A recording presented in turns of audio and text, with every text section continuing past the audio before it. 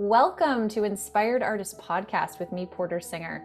I get to speak with DTO today, an award-winning music producer designing inspirational music that raises the vibrations of the planet. We have a cool conversation as we get into this podcast about what his acronym actually means, DTO.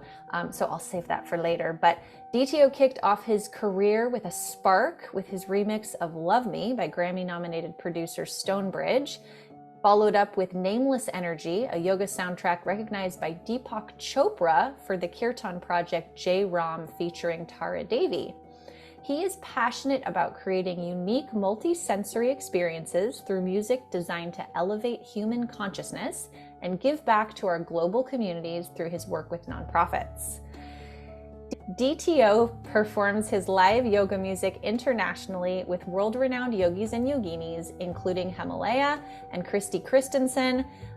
It's really funny that he collaborates with Cristi Christensen because she used to manage, I think she was the manager, one of my favorite yoga studios in Venice, which no longer exists, called Exhale, which was like, oh my gosh, yoga mecca. It was amazing. Shiva Ray taught there, Saul David Ray. There was live music all the time. It was insane. The good old days of yoga down in Venice. But anyway, talking to him is like a little slice of my yoga adventures in my 20s. And he lives in a really cool location. He is now really passionate about facilitating retreats in Costa Rica at his home, and we're going to get into that. So I will just end the intro here and let's get into it. Here we go. Okay, welcome, Dave. Thanks for joining me. You're welcome. My pleasure. So you are in Costa Rica right now. You were just showing me your view, actually. Do you want to show people who are watching the video? Yeah. So this is our backyard at Embody, Costa Rica, and we're viewing the Central Valley Mountains. It's a blue sky, sunny, tropical climate, and the roof of the structure that you get to see is of our Embody Yogashala. It's a 2,000 square foot community center where we're holding retreats, workshops, events, and below there's a gourmet kitchen, a boutique shop, and we're going to put some extra rooms below. And then for me, DTO is the artist musician. I am going to be putting together a production and recording music studio.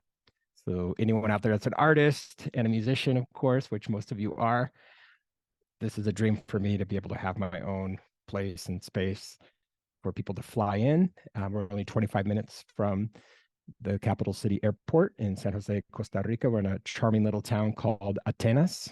It's in this beautiful Central Valley. I call it Mr. Rogers' neighborhood in the tropics because everyone knows their neighbors. Everyone's very kind, and it's like a slower paced life. And people really love to come here to experience that. So I want to talk more about that for sure, because I want to find out about your retreat and all that. But I have a burning question before we begin. So I read DTO as Down to Om and Dave the Organism. Is there like an actual acronym, or is it just kind of whatever you feel like in the moment? Oh, I love that question. So the origin story is that when I had my first psychedelic experience with mushrooms, it was like 2009, and got introduced like the Burning Man community. And I was like a straight-laced high school teacher for so many years, shirt and tie. I'm from the cornfields of Iowa. So I didn't ever know about anything at all around that world, And so when I got in, my early 30s, I guess you'd say I'm a late bloomer, because I always hear other people be like, oh, I've taken, this or that in this age. And so I went on a trail run after having like a couple grams of mushrooms for the first time. And I was running and I was like, wow, life is amazing. I had this like, almost like the movie Avatar, where I had this hyper awareness of who I am and what I am. And I kept on seeing nature, and there was a hawk and there was a snake on the ground, and it was in the chaparral of like San Diego County. And I was like, whoa, life is amazing. I had this epic view. And at this moment, I just observed nature, and then I observed myself. I was just like, wow, like I'm this human organism. This is amazing. Like, how did I come to this place of awareness? And of course, that's one of the powers of having those moments in nature in general, and like deep breathing, and then having the gift of the magic mushroom in my system. And then from there, I was kind of sharing with a lot of my friends that, whoa, like we're all these organisms, and Mother Earth and planet Earth is an organism, and the cosmos and the, flora and fauna and nature, and it's all connected. And so I kept on having these big epiphanies and sharing with my friends. So my friends were like, okay, man, you're DTO, you're Dave the Organism, because this is your jam. You keep on talking about it. And then after that, I got into listening to Carl Sagan, as well as Alan Watts and all these philosophers, and they really started to talk about that term. And I have a song on my debut album called Nameless Energy, where it talks about, has some sound bites from Carl Sagan. And he said, a new consciousness is emerging where we get to see our planet as a single organism. And that was like in the 70s. And I'm sure anyone knows about Carl Sagan, they always said like the pale blue dot, or this, little speck out in the middle, this huge universe and multiverse, whatever you want to call it. So that was my own personal journey. And then from there, as you can see from my microphone, my logo, it was like the sacred geometry with the O and the organism. And that's a lot for certain people to take on, that story. And so like the Disney version is when I was playing at yoga studios in San Diego, it happened to be, it's corporate yoga. And so I'm not like going to walk in and say, whoa, I had this crazy psychedelic experience and I'm this organism. It'll be too much for most people to understand. Anyone out there that understands what I'm talking about, that it's totally typical and common for people when they have these journeys. And so it was interesting. I had two people come out of a yoga class pretty much a couple minutes after each other. And this one guy, he's like Southern California surfer guy. He's like, bro, down to Om. That's what it means, right? I was in the class. It means down to Om, because we Omed at the beginning and the end, because I create music for Shavasana, and a lot of yoga teachers, they guide along with my soundscapes. And it's like, Om. And I was like, that's it. How'd you get it? That's awesome. It just clicked in my mind. And then someone else came out and said the same thing, down to Om. And so it means both, to answer your question, Porter, where there's the origin story, like the true original meaning, but then from like how do I get it out into the corporate yoga world, and how do people really have a fun way of playing around with what DTO stands for? And so, my birth name is David. So Dave, the Organism, is like another part of it. Or in Spanish, should be El Organismo, which is kind of fun to say. And it's kind of a double entendre, or it was like for people to be like, oh, does it mean orgasm or organism? Well, I guess, they all are kind of connected in that way. But no, it's definitely a fun artist name. So of course, if you look on YouTube or Spotify or Pandora or Tidal or whatever way you want to stream my music, that's the way you'd find me, is that artist name. Yeah, that's so cool. I love that. What got you, by the way, to like go from straight-laced high school teacher to taking mushrooms that day?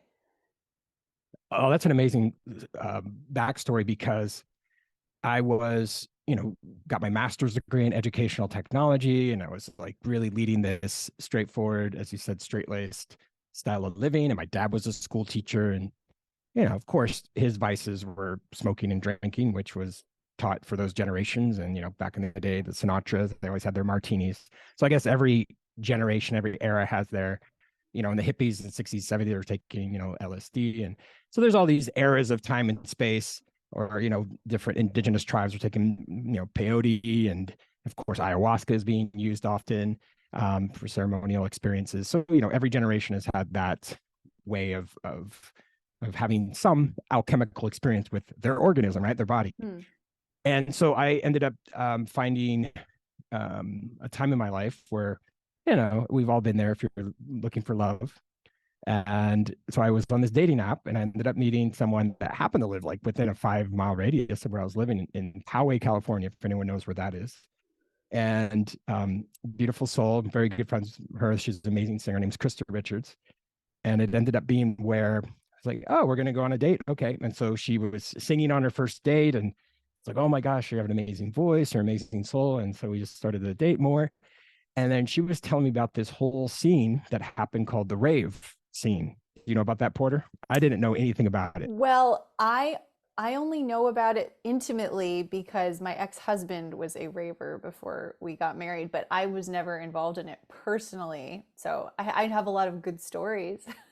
There you go. So it's kind of the same thing. Like you're in a relationship with someone that shares about this whole like rave scene. Yeah. I was so focused on my academic pursuits and teaching and like playing drums in a rock and roll band at the time in San Diego County. I totally missed the rave scene completely. And then of course you learn that part of that scene, as I said, just like different generational, ways of art and culture and different types of psychedelic use. So from there, I went to Krista's birthday party, and it was the first time there was like, oh, we're going to be doing, some mushrooms. And I was like, okay, well, tell me more about that, and kind of heard about it. And then that's how I got, introduced to that world. And then like the rave scene, as I'm sure your husband can share this with you, kind of like the preemptive part of like the Burning Man scene, which then Burning Man has a lot of people that are exploring those different like dimensions of their own consciousness to expansion and having it as a tool to grow. And I mean, I didn't even know about cannabis or marijuana as like a tool to use for like creativity and music until I was in my early 30s. So that was like, she was my white rabbit in like the Alice in Wonderland metaphor. She like took me down, and then she introduced me to all these other people, and it was beautiful because it's a really amazing soul family of artists that are consciously integrating these practices of ceremonial usage in order to expand consciousness, expand their hearts, their minds. Of course, we all have, stories in our minds, and sometimes they're repetitive. And it's like, how can you get rid of old belief systems and patterns? How you have these breakthrough experiences. And sometimes if it's done properly and intentionally, you can really have these, sacraments that you can use in those ways. So that was me, like going to Burning Man experiences and having friends introduce and use it from, like, as I said, a possibility of expanding our minds and our hearts and, our own consciousness. As we all know, life is just like a blink of an eye. We're here, we're not here. Majority of time and space, we're not here. So like for this little sliver of time that we get to be here, to have these tools that are already part of Earth and to integrate those, I feel for me, it's been, one of my top 5 best choices I've ever made, is to focus in on like, okay, how can I actually be the optimal self that's possible? So that was my introduction to it. How cool. So when did y'all move down to Costa Rica? Were you in California and then you went from California to Costa Rica?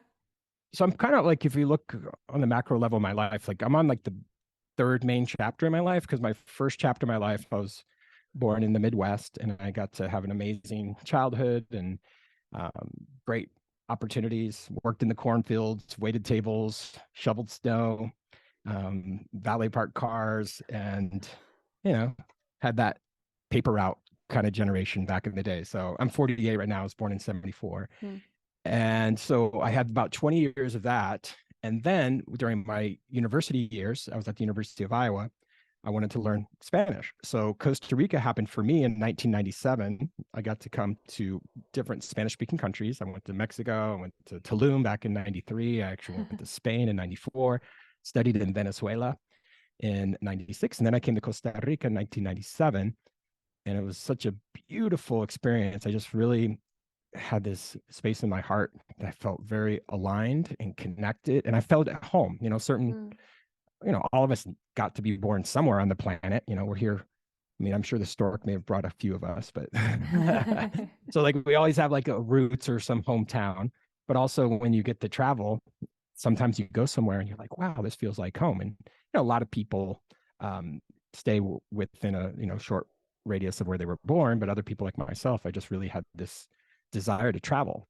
And my first international gig as a musician, I was in the high school marching band, and I got to play in 1989 at this festival in Japan. So that was my freshman year. So I got to travel and go to Japan, and it really, they call it like the travel bug, right? Like you go and you're like, wow, this is amazing. So I got to play at like Tokyo Disneyland. I got to play in these parades and stay with families. So those 10 days in my life back when I was 15 was very much a memorable experience. And it's got me to see the world as more of that global thought process of getting my passport and starting to see other countries. So that's where I came to Costa Rica. And then I went back to University of Iowa, got my teaching degree, and then started like the second big chapter of my life, which was I lived in San Diego, California for 22 years, and I pretty much lived in Iowa for 22 years. Mm. And now we're going, and then of course my travels, but now in 2020, Hemalayaa and I started to recognize that, we had both been in California for about 2 decades, and we'd already wanted to, we travel a lot and we play at global yoga festivals, electronic dance music, and just start to see more of the world. We used to play at like the Bali Spirit Fest, play at a few festivals in Canada, playing like, Bhakti Fest, Shakti Fest, Burning Man, and of course like festivals. Yeah. So you played, you came to Bhakti Fest as well? Yeah, I've played, that was one of my biggest achievements actually, is in 2013, I attended my first Bhakti Fest, and I was so clear that I wanted to be a part of the global yoga community that the following year in 2014, I got to perform at Bhakti Fest. So it was like a 360-day commitment and countdown. I was like, I'm going to design a yoga album. It's going to be titled Nameless Energy, and I'm going to perform at Bhakti Fest next year. And so I got to do that. And then from there on in, I got to play, Sridhar is the visionary of the festival. Yeah, I worked for him. Yeah. Oh, awesome. Small world. Yeah. I know. So Bhakti, Shakti Fest. And then of course there's like Lucidity Festival, Lightning in a Bottle, all those types of festivals. And then this year we got to perform at the Envision Festival in Costa Rica. But the reason why we chose Costa Rica is we were just feeling like, hey, let's experiment and test out a different place in the world. And so we came, and originally we were only going to come for 6 weeks to test it out. And at that time, remember, in the world, it was just everyone was having these existential awakenings of like, what am I doing? And, do I love where I live? And, do I really want to fight over toilet paper? And is this actually the properly named country called the United States, or is it called the divided states? And so for there, I just thought like, hey, because we've already traveled and lived and studied collectively between the both of us. I think we totaled it up like around 25 countries we've both collectively been to. So we already had this like global awareness. So we ended up coming to Costa Rica and tested out for 6 weeks. We stayed for 6 months, and then we went back home and did our big international move. And now we're on year 3 of living here. And we have a beautiful acre of land, and we have these retreats, and we call them transformational camps for adults, for people to come and really experience that, curiosity of like, oh, let's do a talent show. Let's have a fire tonight. Let's also have delicious, nutritious food. Let's go on an excursion. Let's go to a waterfall. Let's go to mineral hot springs. Let's go to the beach. And so the rainforest of Costa Rica. And so I feel like people that are drawn to come to Costa Rica have this desire to experience something beyond what they have in their, quote unquote, normal life. And because, as I said, I feel like I'm like the unofficial ambassador of Costa Rica because, being able to speak the language, knowing a lot about the culture, our neighbors right next door here are Costa Rican, and just having this authentic community in the society of Costa Rica has been such a joy and pleasure. And it's just a trending place to come to as well. So I feel like we're beautifully positioned. And then I will share one thing that Embody, which is, the name of our company, stands for empowerment, movement, breakthroughs, opportunities, Dharma, and yoga. So it's a 6-step curricular pathway for people to come and really get in their bodies, which is what Hemalayaa loves to do. She'll teach like her Bhangra dancing from India, and she'll teach Ayurvedic practices for health and wellness. And of course, Costa Rica has delicious, nutritious fruits and vegetables. And, it's a whole clean way of living that can really be powerful for people to come. And so that's how we got to Costa Rica. And I recommend anyone come and test out any country if they want to choose that, or go to a different state within North America, if that's where they're living, and, to see what works. And it always feels personally for me like your soul knows if it feels in alignment. And if you have that sense of feeling at home, then it's a great opportunity. And of course, I shoveled enough snow in my life to not suffer anymore. And I deserve to live in the tropics. That's my declaration. And it's all working out beautifully for me. So it's a lot of fun to be here. I shoveled enough snow. I really like your what is sort of structure, or like concept of structuring your life in chapters. That's really interesting to me. I was like, wow, I'm on like 15. Mine have been a lot shorter. I moved around a lot as a kid, so there were that's great. A lot of shorter chapters. But yeah, really, I mean, yeah, it's all just like, they're all great books, right? But It's Mhm. structured Yeah, differently. and every place you live at has different lessons and different opportunities and challenges. And, Costa Rica is not for everyone, nor is the Mm-hmm. States for everyone, nor is, traveling around certain areas of parts of the world. And, Mm. for me, it's just experimenting. And I always like the metaphor that Earth is an amusement park. And any of us that have gone to an amusement park, you just don't want to hang out on the teacups all day long. Like 8 hours on the teacups would be pretty lame.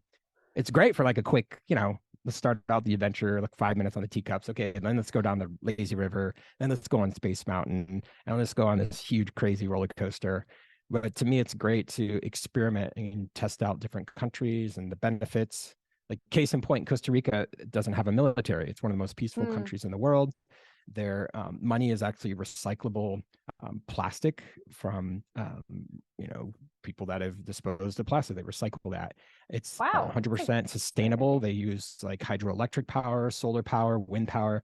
So it's one of these like very unique, peaceful countries where when you're here, you're just like, wow, like 3 generations of people not having post-traumatic stress from being in wartime, having Mm. injuries, having mental health issues, like people just being in this chill pura vida, as they call it, which means Mm-hmm. pure life. So to me, like that's what I'm saying, like test out the waters, like different rides in an amusement park. And certain rides you're on, you might throw up, so you may not like it. Other rides, you're going to be like, this is my Goldilocks zone, this is my sweet spot. So that's why I was sharing like the different chapters. I've just tested out different countries, and then of course, like quick short visits or like a semester abroad, which I did in Venezuela as well. And Mm-hmm. it's like, okay, where do I like it? But there's something about this country that feels like home. And as I said, it's our headquarters, it's our home base, and we're close to an airport, so we can travel back and forth whenever we'd like. So when people come down there, they're coming for a program that you've created. I'm assuming it's not like people can come and rent out your space for their. So Yeah. that's a great question, Porter. You're very intuitive, because recently when I went back to San Diego, I had some friends that wanted to have lunch and just meet up, and they were like, wow, oh my gosh, all the videos that you've been sharing online and on socials, and it's been amazing what you're building there. And I would love to run my own retreat there. And it was such a blind spot for me before more people started asking and making those requests, because, when you're on your own land, growing your own food, doing your own thing. And of course, like all this happened during pandemic times, so we're just like laser focused on creating our own experiences with our own curricular pathway at Embody. And then the lights came on for us. We're like, oh my gosh, like this can be a community global space for anyone that would like to come and teach their own programs and workshops and have their own events, have their own experiences. And so grateful to share, as of today, we've had 2 people already sign contracts and put in their deposits to call in their own people and their own experiences. And, whether it's a yoga experience, whether it's Qigong, Tai Chi, Thai massage, it's for anyone to come and experience our retreat center. And the word that keeps on coming up for us when people are on our land is it's like a healing sanctuary that a lot of people feel. Even within 24 hours, or listening to nature and the birds and being in this spot in the world. Another Costa Rican phrase I'll teach you is called tranquilo, and the national animal of Costa Rica is the sloth, right? So Is it really? tranquilo is like, I didn't yeah, know that. it's like tranquil or chill. Or sloth is called a perezoso, which is there's this way of just relaxing. I mean, there's a reason why my office has a hammock right next to me. So Are we in I your just want to. office? It's outside. I thought we were outside. Yeah, this is my outdoor office. This is where I Oh. work and play, and it's great. Oh, It wow. is this like indoor outdoor experience. So every time people are like, "Oh my gosh, it's horrible weather here and there," I feel guilty, but I'm like, "Do you want me to take a picture of my backyard, or do you want me to?" So it's fun that we always call forward friends and family to visit, and we've actually had some friends come and want to stay longer and longer. So Yeah. Do you live in the sanctuary building? Is it like you have a place where you're living and then there's like a space? yeah, so we have an Yeah. acre of land, pretty much the shape of a rectangle, and the house behind me, it's like glass and wood and metal. And then we have the yoga shala, which is becoming the yoga space. Gotcha. So we have 2 structures now. Okay. Okay. Neat. Wow. But the climate is like pretty much temperate most of the year. Does it get like extreme temperatures at all? I don't know that much about Costa Rican Yeah, great question. So climate. where we're located in Central America, and where, of course, the equator is, and where Ecuador is in South America. And there's two main factors, like where it's located in relation to the equator, and then where you're located as far as your altitude. Mm-hmm. So you can check this out at embodykostarica.com. On our homepage of our website, it shares that National Geographic has claimed that Atenas, Costa Rica, that's the name of the town we live in, it's spelled Atenas, Atenas, is the best climate in the world. Congratulations. So, in the end, I guess I'm a climate seeker because I found like the coolest and the best location for that. The reason why it's the sweet spot is because we're at 2,300 feet altitude, 700 meters, if you like the metric system, and in relation to the equator. So a lot of people that come here feel like it's amazing to live here because it's great for your health, it's great for your bones, it's great for your skin.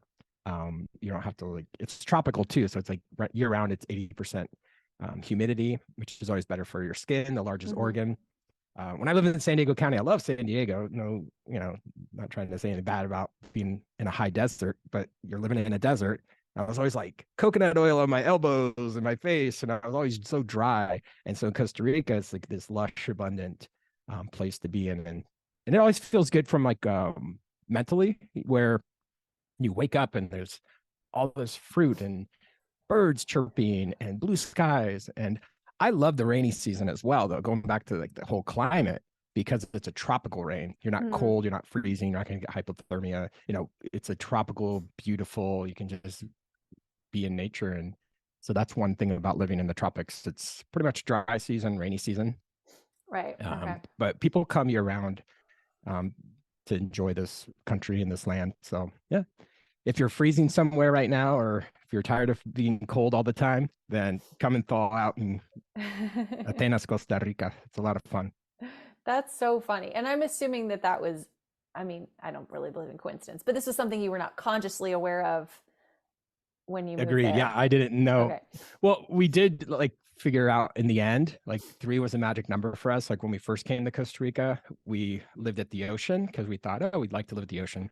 And, it's quite humid and hot, the ocean. And, if you're a surfer, if you have to be at the ocean, if that's your spirit animal is the ocean, then of course live at the ocean. But know that you're going to be in air conditioning quite a lot, and it's going to be pretty hot. I completely shaved my beard and my head, and felt like I was an Olympic swimmer or something. No follicles at all, because I needed to cool off. But I'm a Euromut. I'm Dutch, English, and German blood, so it's not in my DNA to be overly hot. So we left the beach area because it's too hot. We tested that out. Then we came at around 1,100 feet towards the mountains, and that was still a little too jungly and too humid.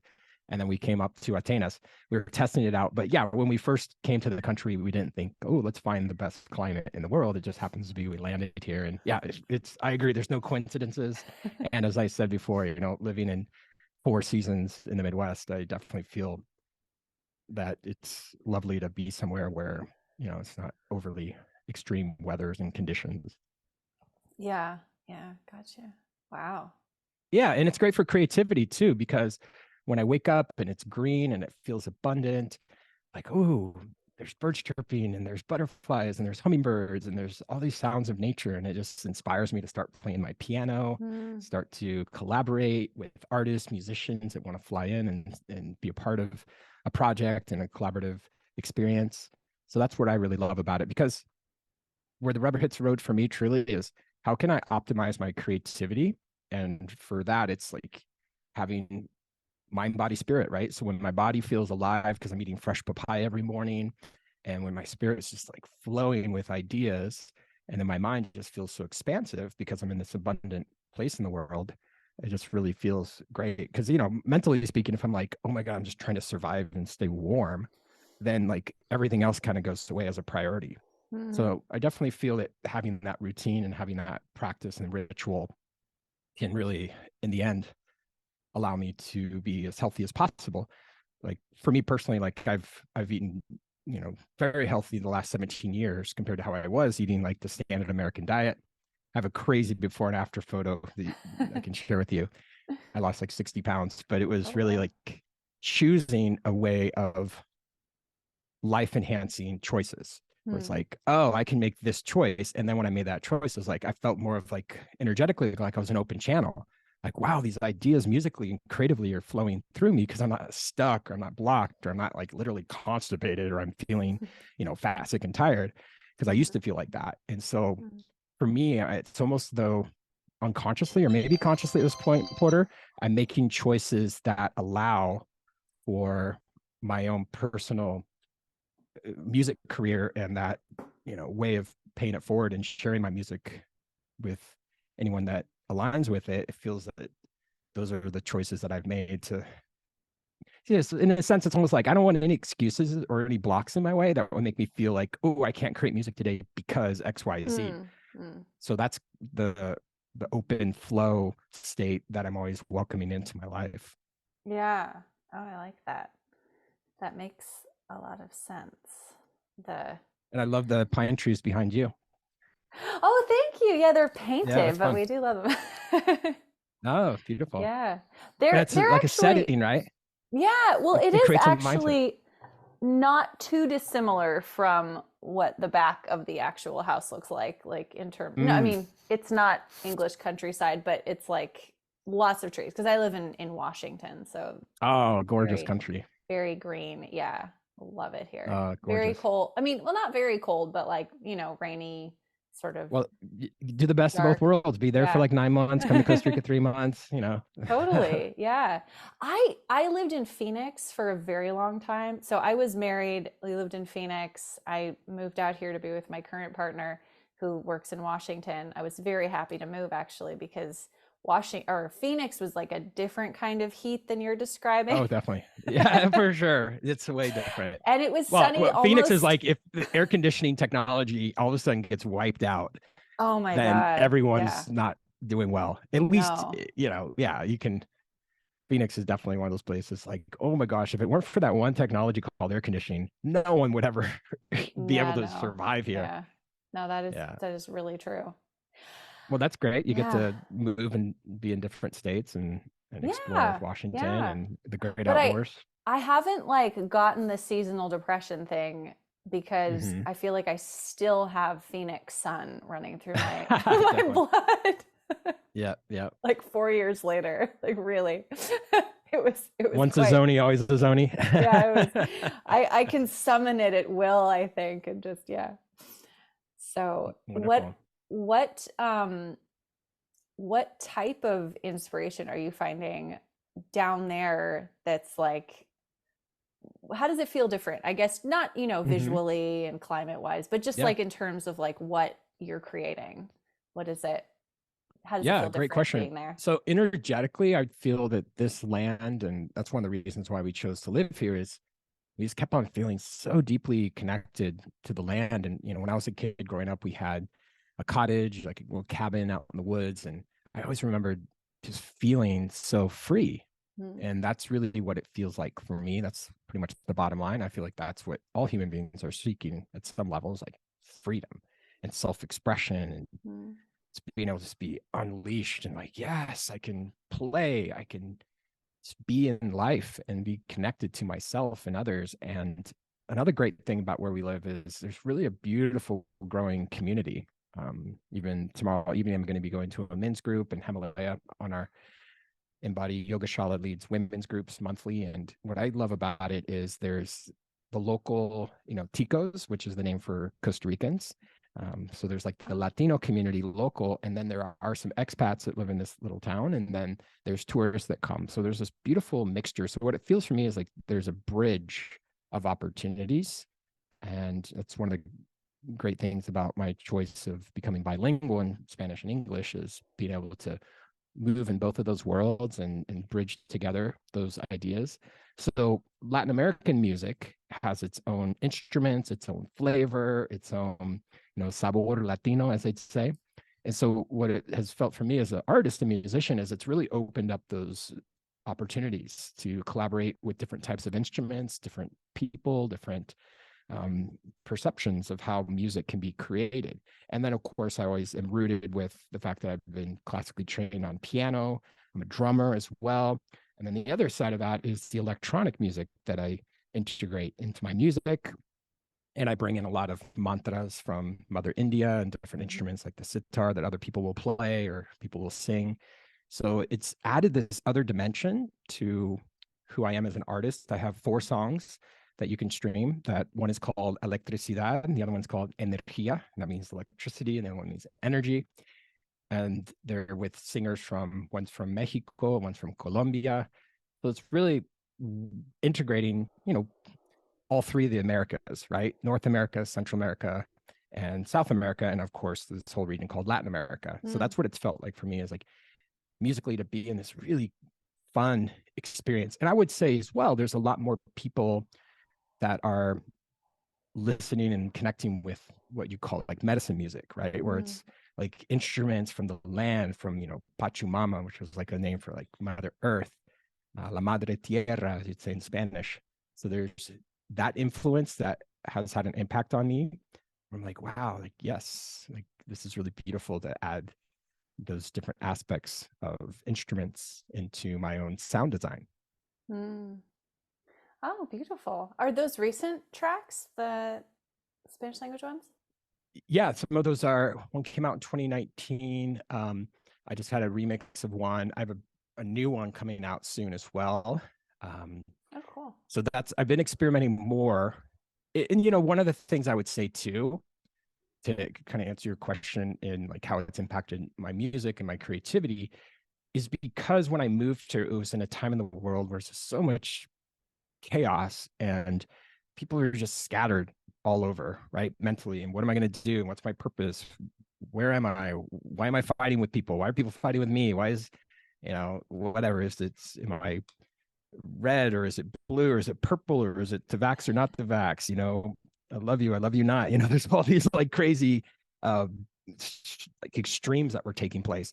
And so what I did truly from like 2020, 2021, for starters, I declared that every month I'm going to launch a brand new song.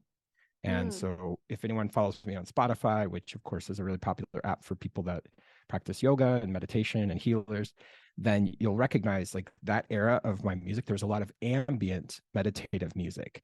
It was almost like to chill myself out and also to create calming music for the masses. And so that was a really great choice I made, because I felt a lot of yoga teachers that couldn't traditionally go and teach at a brick and mortar studio were getting, like guided meditations and different poetry and different artistic expressions starting to come through as like their own messages. So people would reach out to me and say, hey, I have this idea for a guided meditation I'd like to share.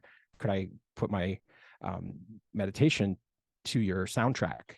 And so a lot of people that I've worked with, and I have this really awesome subscription opportunity for licensing my music that people can, lean on, because, to have high vibrational music really matters if you're going to be sharing, really great messages. So that was a part of my journey when I came to Costa Rica, is like, oh, I'm going to start creating some ambient chill music. And then gradually, Porter, what happened was, as I was sharing, there's some like different Latin American percussion sounds I was getting into. And so that was really beautiful that, and then there's like dancing and celebrations. So I've kind of played around with all different genres of music, but I would say overall, it's like finding that ability for music, because it's such a powerful energy, is frequency, vibration, and energy, to really allow for my music to reflect the sign of the times, right? And if you go through, my mom actually was a music professor and taught at a community college. I took one of her classes, and it's called Music Appreciation, and it would take you through the Baroque period, the classical period, the Romantic period, all through the history of time for humanity. And it would really analyze like, how was art, how was fashion, how was politics that was happening, how did all that impact how people were creating. And of course, like if you talk about the 60s or 70s, you talk like bell-bottom jeans, and you think about people protesting the war because there's a war going on. And then music was like a protest, right? You think of like Neil Young writing music in protests and other artists. And so it's all connected. And obviously it's sometimes hard when you're in this era, because right now we're in this 2023 and 21st century era of time and space, where there's, you know, electronic music that's a part of it. It's not only just guitars and people in jam bands, but I always like to kind of have a macro view of where I am and how can I play a role in contributing art in order to raise the vibrations of the planet. Yeah. It would get increasingly difficult to teach that class, I think, as the years went on, because there wouldn't be such a generalization that you could draw about any particular, like, I mean, we're so much more aware of the world right now, first of all. So like where there was Baroque music in one place in the world, we were playing, you know, drums in the jungle and, you know, like doing all sorts of stuff. Totally. And everything's so connected globally. Yeah. Where but also we're so like influenced. There's so just within our, like, I don't know, just within the United States, there's so many more styles of music than there used to be, you know, and so many different subcultures, and wow. Yeah. It's amazing. But also if you go to any festivals, or you go, like I was just at the Envision Festival, where amazing visual artist Andrea Jones, for example, like he's creating art that has this really beautiful colors, and it's almost like when you listen to the kind of music that people are creating this era, and how people are dressing, and like sacred geometry, and there's all these themes that kind of start to play out. But also, as you're sharing, like, you know, if I just say house music, for example, there's so many styles of house music. There's like down tempo music, that's what electronic music, that kind of was, you know, it all like trails into that. Or even back in the day, like during certain eras, the music was actually financed by the church. So it was like how the music was being steered. Like music was written in the key of G, right, for God. And so like it was like, how do you create music to reflect how it was being financed? So there's all these underlying ways of peeling back the layers. And then of course, nowadays, like here I am on the screen, and when I produce music, I use a software called Ableton, which is a digital audio workstation. Some people use Logic, some people use, you know, Pro Tools. There's all these different ways that you can create music. So when I'm on this screen, it's like, I don't have to go to some engineer, some studio, or some producer.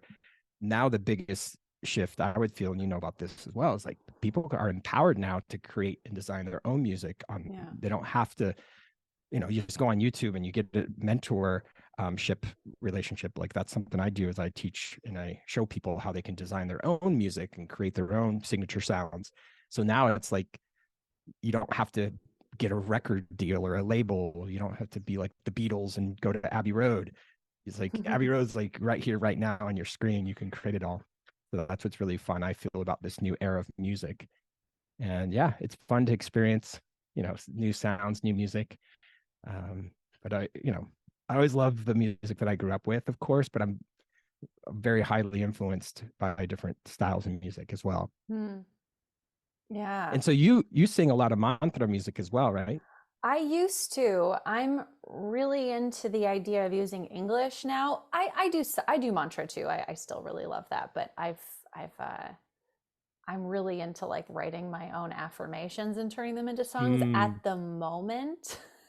Beautiful. Yeah. Wow, that's a gift. That's wonderful to have, because then when people sing along, then it's actually just wrote a song with Sophia Tom. It's called Temple Body Affirmation. Yeah, I listened to that. It's beautiful. Sharing like, I am worthy, and beautiful affirmations. And when you sing along to it, you're like, whoa, it feels so good to your system to have those lyrics. So that's lovely that you're sharing that. How do you classify your music? I was having this conversation with Mikey Pauker a few weeks ago. Mikey Pauker's awesome.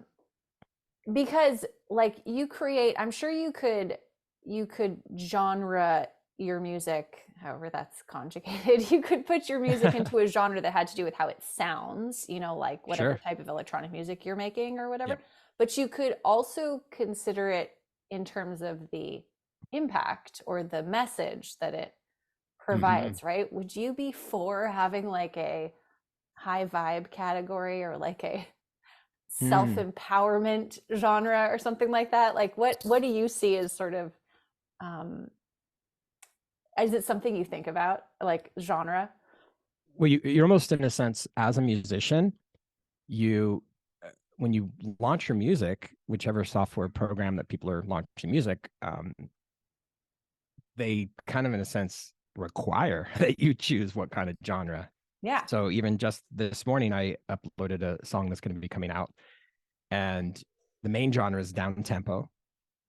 And then it also is, this one specifically, it was a remix project with these awesome remix producers. And so towards the end of the song, it takes you on this journey and actually gets into like a drum and bass feel. So each song truly does have its own genre. And as I was sharing earlier, a lot of my music is like a meditative experience and ambient and designed specifically for people to have the opportunity to be inspired to practice yoga, meditation, breath work. And, that was completely the intention of my debut album, Nameless Energy, was to take people through a 60-minute experience for a vinyasa flow. And that was the breakthrough album for me because it got endorsed by Deepak Chopra, which really, set my music career in a whole other trajectory, which I'm so grateful for. And I was integrating a combination of instruments from the Middle East, from India, putting it into this blend. And so there's definitely that part that you're sharing, like self-empowerment of really declaring and having words that enlighten people. And, of course, for me, I would also say that this style of music is to raise the vibrations of the planet and to have people listen to it and have that shift. Even a 5-minute song, as we all know, can shift your energy. And for me, I approach music in more of like the ambient meditative space, or I'll create music that really gets people to move their bodies and to dance and to feel alive, and almost like it's a celebration. And so that's like, for example, Hemalayaa and I have a song called Shakti Vortex. And another piece, it's a great question because I always kind of go back to education, is because I've bridged my music and I've created my first album, Nameless Energy, for the 60 minutes of a vinyasa flow. And then my sophomore album is called Infinite Energy. And that's a project that's 7 songs for 7 chakras. So each song goes through the 7 energy centers that people call chakras. And so it goes from the root chakra all the way up to the crown chakra. So I developed and created sounds and worked with global musicians and singers that reflected, those frequencies. And it educated people about the 7 chakras. Like I have this awesome business card that I've handed out to multiple people, and it's basically like showing the 7 chakras, and people are saying, "Oh my gosh, I've seen the chakras." And and the global singers are wearing jewelry that represents each of the colors of those 7 chakras. And Hemalayaa taught the women different mudras with their hand that represent. So it's kind of like an educational portal of opportunities of like, whoa, I'm going to be learning about the 7 chakras through music. Like, who would have thought this guy would have designed this album that then gets me to think about energy centers? And then my third album, I have a trilogy of albums, is called Radiant Energy, and that takes you through the 5 koshas, which are the 5 energy bodies. So it goes through the physical body, goes to the energy body, goes through the emotional body, goes to the wisdom body, and it goes through the bliss body.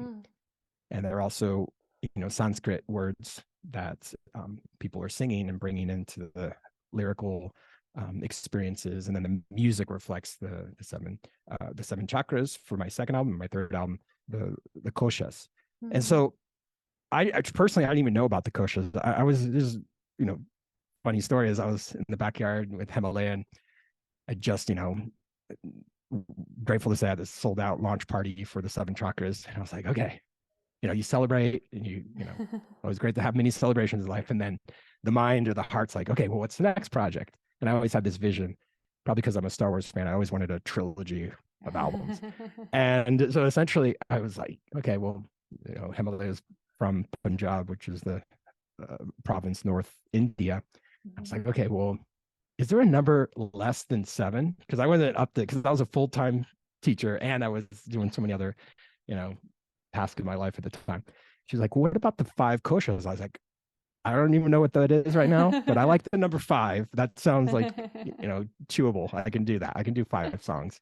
And so within, I think, like a 6-month time frame, I worked on my third album, and it was the koshas. And then I learned about it. And then, as I said, it's really this educational opportunity for other people to learn about these ancient practices for modern day insanity. Modern day, say that one more time. Ancient practices for modern day insanity. Oh, I thought that's what you said. Okay. Yeah. So like allowing for people to get rooted and understanding of who they are and what's possible and what's potential, and bringing in this ancient wisdom from Mother India into your life. And so many people, of course, are practicing yoga or meditation or breathwork practices, or even other moving meditations like Qigong or Tai Chi. So there's a way that the soundtracks that I'm creating has a role in that process of like dealing with the wild and wacky parts of our mind and what's happening in the world. It's a reflection. So how can music be this component that educates and brings some peace and alignment for people, where they're like, ah, that song just like touches me and it moves me. I even have a song coming out soon called Soul Fire, and it's really beautiful, the lyrics. And so it's like creating music that lights people up and has this like almost like connective tissue, like the fascia, right? Where you're like, oh, how did, we all have these synaptic pattern of connections in our minds, and where we were, like we could play a song right now and we'll take you back to like middle school, or take you back to high school, or take you back to these eras in our life. So to me, it's like, how do you design music where if people get the opportunity to hear it in this chapter, in this era of their life, how could that make that impact that you asked about? And that's really where I feel on a larger scale. I've always loved, and when I was living in San Diego, I used to do events for nonprofits that would support bringing yoga practices for military veterans that had post-traumatic stress. And so we would raise money. I'd do these big events on the USS Midway, and a few programs called Travis Manion Foundation and Connected Warriors. So I also feel like the impact can go greater than the music itself. It's like, how can you put on events and opportunities where you actually are raising money to support these visions that people have, to really pay it forward and be a contribution. Yeah. And that was something you were doing in LA or in California? Yeah, totally. And I really enjoyed doing all those experiences and events. And even here in Costa Rica, we're going to be starting free community yoga classes. So for people that haven't been introduced to yoga, and people are very interested and curious. It's so fun because when Costa Ricans meet Hemalayaa, sometimes it's the first person they've ever met that, their bloodline is from India. So there's not a lot of people from India that live in Costa Rica. And so it's really beautiful how receptive people are. And it's amazing too, going back to like the educational component, how many people are like, oh, I've heard about the seven chakras, and I'm way more interested in learning about other practices of spirituality or other concepts of the universe, and how I can, breathe or practice something that really gets me grounded and even feel more peaceful. So that's been a beautiful experience. And then I come in with like the music, and Hemalayaa comes in with her yogic practices. And so it's been really beautiful to kind of connect all the dots and have it be an experiential transformational experience for people. Like the program that Hemalayaa and I actually will teach at festivals is called Transformational Movements, because they're movement practices with music, with different dances from India that really get people to like move their energy and, be at a whole different place from when they entered the class to the very end. And we always circle up at the end, and I play the harmonium, which is a ancient instrument from India that it's kind of like an accordion, but you pump it and it's on the ground. It's like, it has pianos. Just anyone, I know you know what it is, but just in case people don't. Yeah. So I'll play the harmonium, and we'll chant, and we'll get people to be in this beautiful energetic connection. And so that's what I always feel like what a lot of people share with us when we ask people, like, what are they seeking? Like, what do you want in life? And what a lot of people are answering is community, looking for like their soul family, whether it's coming to Costa Rica to one of our experiences, going to a festival, or meeting us online and wanting to work with us in some capacity. And so that's how music, I feel, can really connect people. And this day and age, you listen to a song on Spotify, like you could go to my DTO Spotify, and then you can just directly like message me through Instagram. All these social media platforms are just all intertwined like DNA strands. So there's so many cool ways that we can connect. Yeah. How did we connect, by the way? Was that how we connected? Remind me. Through Instagram, yeah. There you go. Bingo. Case in point. Yeah. Proof in the pudding. Yeah. Saw it on Spotify. I am the Instagram. And you work with Songs of Eden, and he and I work together. Oh, So I see. I beautiful. didn't even know that. Okay. Yeah. So there's a song that we created called Mumbai Moves that was around. Remember, I told you that era of my life when I was like, okay, I'm gonna start making more relaxing, calming music. And what's great about Mons is it was my first international, completely remote collaboration where people don't know it. When you listen and push play on songs, it's not this dream where you're like, oh, everyone got together in the same room and they played all the instruments and they all wrote it together and they had like an overnighter and all of that. Yeah. No, this day and age, a lot of global music producers like myself are creating the beginning pieces, and then someone else, it's like a ping pong game. Like, okay, here's my part, here's your part. And so on that song that Songs of Eden created, he played the piano part, sent it over, I added some drums, and you just kept on going back and forth. And then we created this awesome song. And we, I think we probably met the same way, just, or other musician friends are so generous. I'd say that's a big distinction too. I think besides this competitive mindset that has happened in, all industries in the world, but specifically in the music industry, besides like being like cutthroat and like, we're going to rock out more than you do, and we're going to take you out. Like, I feel like the style of music that I create, the big feeling that's different is this collaborative spirit where, like Songs of Eden, he worked with DJ Taz, and then Momentology, and then I know, we're all like intertwined, and we're all somehow beautifully, like generously wanting to share and connect and suggest, oh, you would really do great working with this musician or this artist. So that's like a really great feeling, to feel that sense of global connection and community. Yeah, I was actually reading, and not that I'm in very evolutionary or scientifically minded, but there is a whole theory that is like the opposite of Darwinism. That's the theory of collaboration, that we have actually evolved through community, like through sharing and through like what's it called? It's like survival of the, it's something silly like survival of the nicest, or like something like that. But that like dogs, for example, have survived because we like them, and so we bring them inside. There's a symbiotic relationship. It's not that simple, but it's something like that. That made a lot of sense to me. Yeah, that makes sense. Yeah, I mean, there's definitely a way that either, there's this mindset or perspective that we all have. Like, are we all alone all the time? We're going to be these lone wolves, and we're just going to have to fight for our own, and everyone else we can't trust, and we're going to fear. There's that mindset, which always creeps into our consciousness in some capacity.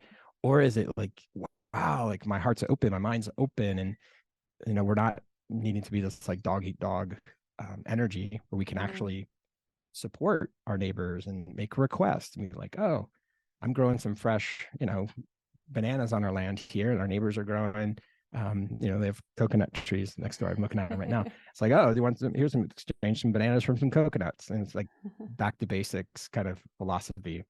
And yeah, I feel like that's definitely a mindset or a shift in consciousness that we could have, all of us, where we're like, oh, we're in a collaborative zone. And truly, let's think of it this way, from a musician perspective, it took me however many thousands of hours to become proficient playing the piano, however many thousands of hours to become proficient in designing electronic music and producing it. If I want a beautiful cello sound on one of my songs, guess what? I go to my phone and I just go to my contacts and I just type in, do it right now, show you, type in cello. So here's my cello contacts. Oh, nice. And I just label it, organize it. It's like my teacher brain. And that's the left brain, right brain phenomenon. That's a great idea. I like that. So these are all my how we met. Groups. Yeah, I do that as well sometimes. So then I go to violin. Guess what? Here are the violinists. Actually, one of these violinists I just performed live on stage with 2 weeks ago. And Govinda, violinist, he just performed on that song that we talked about, the Temple Body Affirmation. Okay. I didn't know who that was. Yeah, amazing violinist. So So guess what? I have them, boom, I send a WhatsApp, check this draft of a song out. Are you interested? Whatever agreement, arrangement we have, then I have that individual that plays the sitar or whatever instrument you want to talk about, where then it's this community experience where it's like you have your zone of genius, you've put in the time and the effort, and this is my zone of genius. I'll be the producer and be the visionary of the song. And you know, how can we put these puzzle pieces together? So that's the greatest part about not being a lone wolf and being more of like an open-minded, you know, community member around bringing in collaborative opportunities. So that's one of the, you know, parts of that I always mentor people in, is like, just don't think you can do it all by yourself. Don't like try to master your own music, because mastering, people win, you know, Grammy Awards for mastering. It's a whole skill set altogether. So why would you suck out all your life force energy? If you're an amazing songwriter or a lyricist like what you are, Porter, and it's like, focus on that, do that, keep that going. And if you like divert your energy, because there's so many aspects of the music industry, it's a whole world within itself. So like find your place and your space, and kind of like stay in your own lane, you know, do what you love. Don't put so much time into other aspects of it. So that's how I've had a lot more success. And that's truly, Porter, how I do my monthly launches, because I have a team of people. I have people that will master. I have people that will support with the mix. I have amazing producers that will give me raw feedback. If I like, hey, what do you think's going on here? Like, what works, what doesn't work, what could make it even better? Those are always the three questions. And boom, they respond and be like, oh, thank you. You know, feedback is gold. So that's the best way to do it. Nice. Yeah. I think it adds an element too of like, do you find, for me anyway, I find that when I create something with other people, or it has some like other component to it, like it's raising money for something, or it had to do with, you know, this book, or, you know, whatever, like it involved other people and other pieces, that I'm so much more excited to share it, because it's not just like, look at this thing I created. It's like, look at this thing we all like, I mean, that's pretty amazing. We all got together and made this thing, and now it's like, Oh, I love that, because actually this has to do with our common friend, Mons, you know, Songs of Eden, is because the song that we had created became the tapestry for a spoken word project by a phenomenally talented friend who's originally from Nigeria. Her name is Doc Peace, and she does like spoken word. And I actually saw her perform at one of these events called Daybreaker in San Diego, where it's like this early morning sober event. Everyone goes, and there's yoga, and then there's like a big dance party celebration, and she did this beautiful spoken word. I came up to her right after. It's like, oh my gosh, I love your spoken word poetry. It's amazing. And then we connected, and all of a sudden it's like she started to do spoken word over top of this song that Songs of Eden, and I did, you know, he's in Sweden, right? So then you have like all these different countries, and then we wanted something visual for it. So we had like a 2-minute piece, and there's this amazing illustrator, her name's Faith, and she created this like moving art piece. And then it was all a part of inspiring people around, you know, what their human potential is. And it was really beautiful. But going back to what you're sharing, is like, there's this we mentality besides the me mentality of how can you create and put in all these pieces that then become this beautiful art that can inspire people.